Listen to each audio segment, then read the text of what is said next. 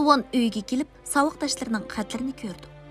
Suvanning qalbidagi qo'rqinish asta-asta tarqaladi. Qo'shnisining o'g'li Yingshi ularning ishga oldiga kelib, Suvan bilan ko'rishgisi borligini aytadi. Dongsun uni uyga boshlaydi. Ammo Yingshi bu so'g'idan atlabla yig'lab ketadi.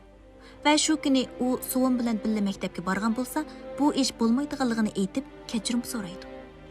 Hamma oq ko'ngil kishilar bu ish uchun o'zlariga ayib qo'ydi. Faqat inson qalbidan chiqqan yilqi jinoyatchilar tenib bilishga urinadi. Әтісі апсы Суvanni maktabga apirib qo'ydi. Tarat xaltisi bak avorchilik bo'lg'ashqa, Suvan savoqdoshlarining anglab kelishidan qo'rqib, xaltini ching tutib oladi. Yingshi savoqdoshlari bilan yiroqdan Suvanni qo'g'dab mangadi. Yilqi ko'chaning og'ziga kelganda Suvan mengishga jur'at qila olmaydi. U burilib, yilqi karton maymunning o'ziga qo'l pulanlatayotganligini ko'rdi. Suvanning kayfi birdilla yaxshilanib, botirlik bilan oldiga qarab mangadi. Maktabga yetib kelgandan keyin hech kim uningga boshqacha nazarda qarmaydi. Karton maymun uningdan bir qadammo neri ketmaydi.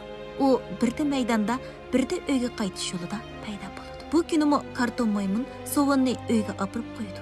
Karton maymun qo'shilishib mangmoqchi bo'lganda Suvan uni to'xtatib olib, "Dada, bu sizmi?" deb so'raydi. Dongsunning o'pkisi og'ziga tiqilib, gap qilolmaydi. Bu chog'da Suvan yana "Men sizdan qechib yurgashga mushundaq qildingiz, shundaqmi?" deydi. U dadasining qo'lini tutqunicha uyga kirib yuzdagi tarni surtib qo'ydi. Turmush asta-asta iziga tushib, Suvanmo xeli o'ngishib qoladi. Ammo jinoyatchi ayni chaqda qizchaq guvohlik berganda o'shi joyida emas.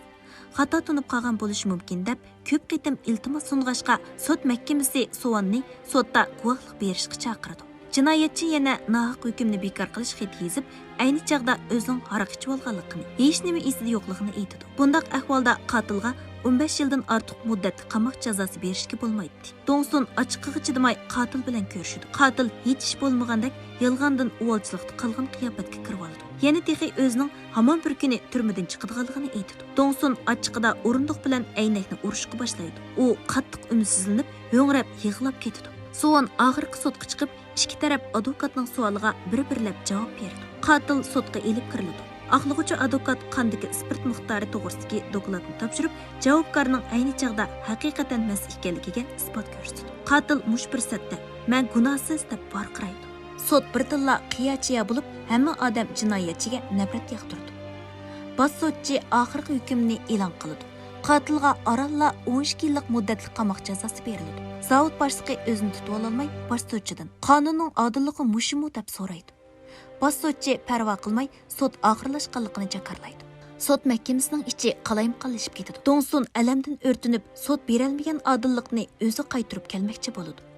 U qotilga yiqilishib, uray deb turishiga Suvan uningga eslib turib, "Dada, uyga ketayli" deb turib oladi. Dongsun to'xtab qoladi. Reallik ana shundoq umidsizlikka to'lgan bo'lsa-mu, ular turmushdan asla voz kechmaydi. Ko'p o'tmay ularning ikkinchi bolasi tug'iladi. Bala bu ailəyə qaytadan ümid elib keladi. Hozir reallikdagi Suvan 20 yoshda. Biz uning keyingi turmushda qaytadan soya paydo bo'lib qolmasligini, mangu xushal yashashini umid qilamiz. Suyimlik mastallar, kelarki filmda ko'rishaylik. Xayr xo'sh.